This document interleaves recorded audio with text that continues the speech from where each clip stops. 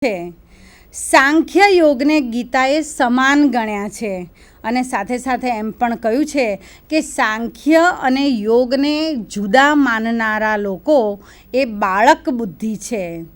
સાંખ્ય યોગૌ પૃથક બાલા પ્રવદંતી ન પંડિતાઃ એકમ સાંખ્યમ ચ યોગમ ચ ય પશ્યતિ સ પશ્યતિ. શ્રીધર સ્વામી અને રામાનુજાચાર્ય સાંખ્યનો અર્થ આત્મતત્વ કરે છે. વ્યાસ સ્મૃતિ શુદ્ધાત્મ તત્વ એવો અર્થ આપે છે. યોગ સૂત્રમાં પ્રસંખ્યાન શબ્દ એટલે કે પ્રકૃષ્ટ જ્ઞાનના અર્થમાં પ્રયોજાયો છે. વિજ્ઞાન ભિક્ષુ સાંખ્યનો અર્થ યથાર્થ એવો આપે છે. પ્રકૃતિ અને પુરુષના ભેદના નિર્દેશ સાથે આત્માના સ્વરૂપનું જ્ઞાન એટલે સાંખ્ય. સંવત્તાખ્યા એ શબ્દ ગણતરી એના અર્થમાં લઈએ તો સંખ્યામ પ્રકુર્વતે ચ પ્રકૃતિમ ચ પ્રચક્ષતે તત્વાની ચ ચતુર્વિંશત તેન સાંખ્યા પ્રકીર્તિતાઃ. જો ગણતરી અર્થ લઈએ તો અહીંયા પ્રકૃતિ સાથે 24 તત્વો એની વાત કરેલી છે. આપણે સ્ક્રીન ઉપર એની કારિકા પણ જોઈ રહ્યા છીએ. મૂળ પ્રકૃતિ અવિકૃતિ મહત આદ્યા પ્રકૃતિ વિકૃતય સપ્ત ષોડકસ્તુ વિકાર ન પ્રકૃતિ ન વિકૃતિ પુરુષ.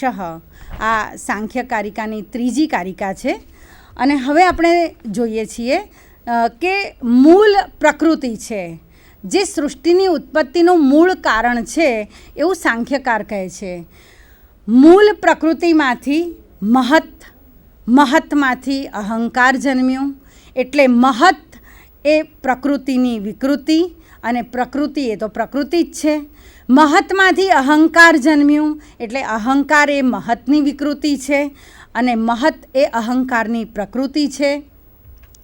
ત્યાર પછી અહંકારમાંથી પંચ તન્માત્રા શબ્દ સ્પર્શ રૂપ રસ અને ગંધ આ પંચ તન્માત્રા એ અહંકારની વિકૃતિ છે અને અહંકાર એ રીતે પ્રકૃતિ છે.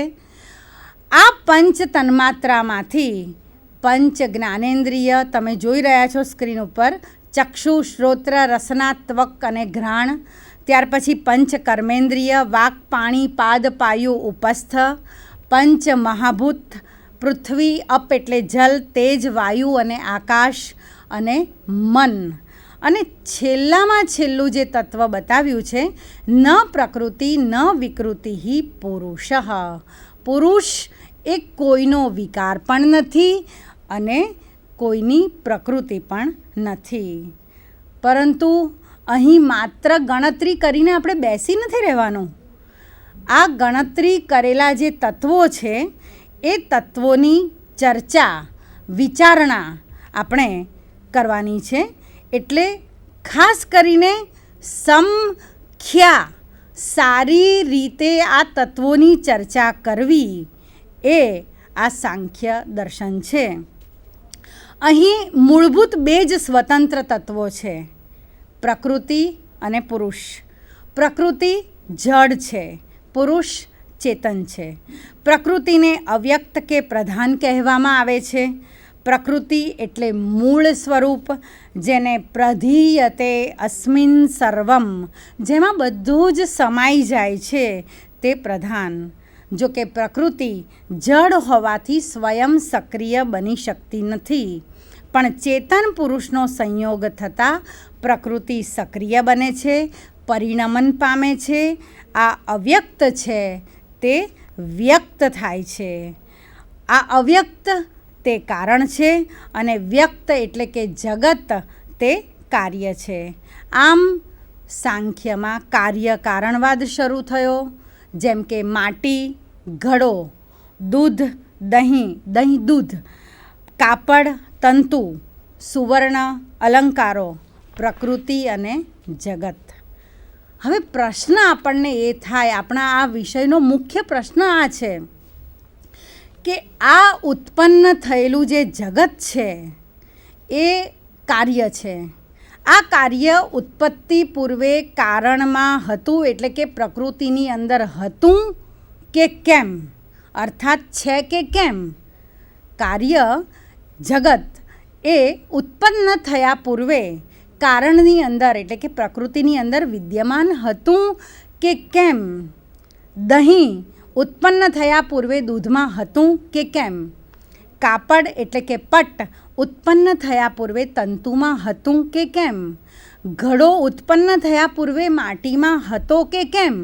સુવર્ણના અલંકારો ઉત્પત્તિ પૂર્વે સુવર્ણમાં હતા કે કેમ.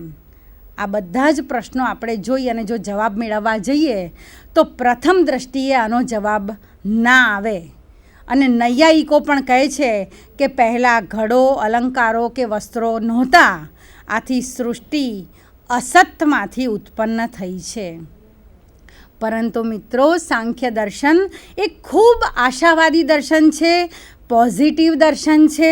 તેમના મતે ઘટ, પટ, દહીં, સુવર્ણ અલંકારો સુપ્ત અવસ્થામાં માટી, તંતુ, દૂધ અને સુવર્ણમાં હતા. અને ત્યાં શરૂ થાય છે સત્કાર્યવાદ. સાંખ્યકાર કહે છે કે કાર્ય એ ઉત્પત્તિ પૂર્વે કારણમાં જ હતું, હોય છે. કાર્યનું પહેલેથી જ કારણમાં અસ્તિત્વ છે. નવું કંઈ જ ઉત્પન્ન થતું નથી. કપડું હોય, દહીં હોય, ઘડો હોય, સુવર્ણ અલંકારો હોય કે પછી જગત હોય, આ બધા જ કાર્ય ઉત્પત્તિ પૂર્વે તેમના મૂળ કારણમાં હોય છે જ. આ વાતને દ્રઢ રીતે માનતા સાંખ્ય કારિકાકાર સત્કાર્યવાદના સિદ્ધાંતને સિદ્ધ કરતી કારિકા આપે છે. આપણે સ્ક્રીન ઉપર જોઈ રહ્યા છીએ. અસત અકરણાત ઉપાદાનગ્રહણાત સર્વસંભવ અભાવાત શક્તસ્ય શક્યકરણાત કારણભાવાચ સત્કાર્યમ. અહીં અગત્યનો છે છેલ્લો શબ્દ જે છે એના ઉપર પહેલો ભાર મૂકવાનો છે કે કાર્યમ સત, એટલે કે સત કાર્ય. કાર્ય એ ઉત્પત્તિ પૂર્વે કારણમાં જ હતું છે. સત એટલે હોવું, અસ્તિત્વ હોવું. કાર્ય એટલે કે ઘટ, પટ, દહીં, અલંકારો અને જગત સુપ્ત અવસ્થામાં તેમના મૂળ કારણમાં જ ઉત્પત્તિ પૂર્વે રહેલા છે. ને આમ શરૂ થયો સાંખ્યનો સત્કાર્યવાદ. આ સત્કાર્યવાદને પરિણામવાદ પણ કહેવામાં આવે છે. આ સત્કાર્યવાદને સિદ્ધ કરતી 5 દલીલો કારિકાના આપણે જે ચરણ છે એને જ જો વહેંચી લઈએ તો આપણને ઈશ્વર કૃષ્ણએ બહુ જ સરસ રીતે આપેલા છે. પહેલું ચરણ છે અસત અકરણાત. કારિકાની અંદર જ તમે બધા જ સંસ્કૃતના જાણકાર છો તો છૂટું પાડી જ શકશો. અસત અકરણાત. અસત ઉત્પન્ન થઈ શકે નહીં, કારણ કે જે છે જ નહીં તેમાંથી વસ્તુ કેવી રીતે ઉત્પન્ન થાય. તેથી અસતમાંથી સત થઈ શકે નહીં. અસત એ અસત જ છે. જેમ કે નીલા રંગને ગમે એટલો કરીએ તો પણ પીળો રંગ કરી શકાય નહીં. ધર્મીમાં રહેલા ધર્મો જ પ્રગટ થાય. અહીં એક રમૂજપૂર્વકની આપણે કહેવત બોલીએ તો કૂવામાં હોય તો જ હવાડામાં આવે. આ અહીં એવી વાત છે કે જે છે જ નહીં એ ઉત્પન્ન ન થાય, જે હોય એ જ ઉત્પન્ન થઈ શકે. અને માટે કાર્ય એ ઉત્પત્તિ પૂર્વે કારણમાં છે. આ પહેલી દલીલ છે. બીજી દલીલ છે ઉપાદાનગ્રહણાત. ઉપાદાન એટલે મૂળ કારણ. મૂળ કારણનો કાર્ય સાથે સંબંધ એટલે કે ગ્રહણ. પહેલેથી જ કારણ સાથે સંબંધ ન હોય તેવું કાર્ય ઉત્પન્ન થઈ શકતું નથી. જેમ કે માટીમાંથી જ માટીનો ઘડો ઉત્પન્ન થાય, સુવર્ણમાંથી જ સુવર્ણના અલંકારો ઉત્પન્ન થાય. અહીં આપણે એક નરસિંહ મહેતાને, ભક્ત કવિ નરસિંહ મહેતાને યાદ કરી લઈએ. એમનું સરસ ભજન છે કે ઘાટ ઘડિયા પછી નામ રૂપ જૂજવા, અંતે તો હેમનું હેમ હોય. એટલે કાર્યનો કારણ સાથે ઉપાદાન મૂળ સંબંધ, મૂળ કારણ સાથે સંબંધ છે, અને એ પણ કેવો? સમવાય સંબંધ છે, ગાઢ સંબંધ છે. ત્રીજી દલીલ છે સર્વ સંભવ અભાવાત. બધું બધામાંથી ઉત્પન્ન થઈ શકે નહીં. સર્વ સંભવ અભાવાત. બધું બધામાંથી ઉત્પન્ન થઈ શકે નહીં. જો બધું બધામાંથી ઉત્પન્ન થાય તો જગતમાં આખી અવ્યવસ્થા ઊભી થઈ જાય. જો કાર્ય અને કારણ વચ્ચે સંબંધ ન હોય તો ગમે તે પદાર્થમાંથી ગમે તે પદાર્થ ઉત્પન્ન થઈ શકે. જેમ કે ઘાસ, ધૂળ કે રેતીમાંથી સુવર્ણ બની શકતું નથી. પ્રત્યેક પદાર્થની ઉત્પત્તિ એ નિશ્ચિત મર્યાદા અને નિયમોને આધીન રહીને જ થાય છે. અને આ મર્યાદાનું કારણ એ જ છે કે કાર્ય એ કારણ સાથે પહેલેથી જ સંબંધ ધરાવે છે. અહીં આપણે કાવ્ય પ્રકાશનું મંગલ જે છે એ પણ યાદ કરી શકીએ કે કવિની સૃષ્ટિ અને બ્રહ્માની સૃષ્ટિ. તો બ્રહ્માની સૃષ્ટિ આવી નિયતિકૃત નિયમ સહિતામ છે, એટલે ચોક્કસ મર્યાદાવાળું છે. બીજી રીતે કહીએ તો સત કારણ અને અસત કાર્ય વચ્ચે કોઈ સંબંધ હોઈ શકે નહીં. અને જો તે સ્વીકારીએ તો બધા કારણોમાંથી ગમે તે કાર્ય ઉત્પન્ન થાય. જેમ કે ગોટલીમાંથી લીમડો, વડમાંથી પીપળો, પણ આમ થતું નથી. અહીં આપણે કવિ પ્રેમાનંદના આખ્યાનને પણ યાદ કરી શકીએ તેમ છીએ કે પ્રેમાનંદે એના આખ્યાનમાં સુદામા ચરિતમાં કડવું 4માં એમ કીધું છે કે જો ખડ પ્રધાન ખેડી વાવ્યું સુણ સુંદરી રે, તો ક્યાંથી જમીએ શાળ ગેલી કોણે કરી રે. સુદામાની પત્ની કહે છે કે જો પ્રથમ શાળ એટલે કે શાલી ડાંગર ન વાવી હોય તો ક્યાંથી ચોખા જમીએ. આમ સત કારણમાંથી જ સત્કાર્ય જન્મે.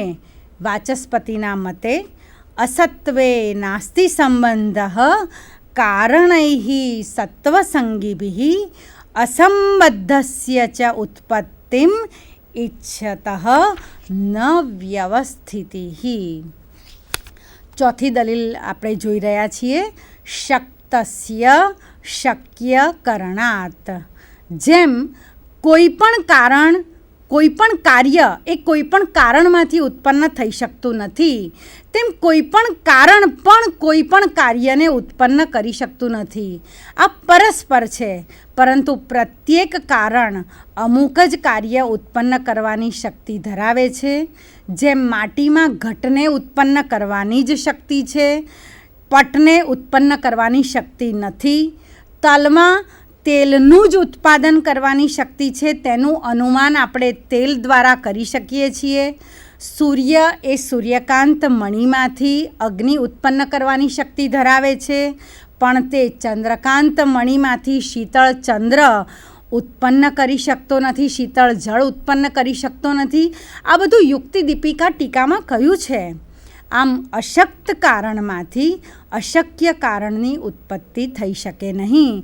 આથી ઉત્પત્તિ પૂર્વે કાર્ય અસત હોય તો તે કાળે તે શક્ય છે તેમ નહીં કહી શકાય, કારણ કે અસત એ નિસ્વભાવ છે.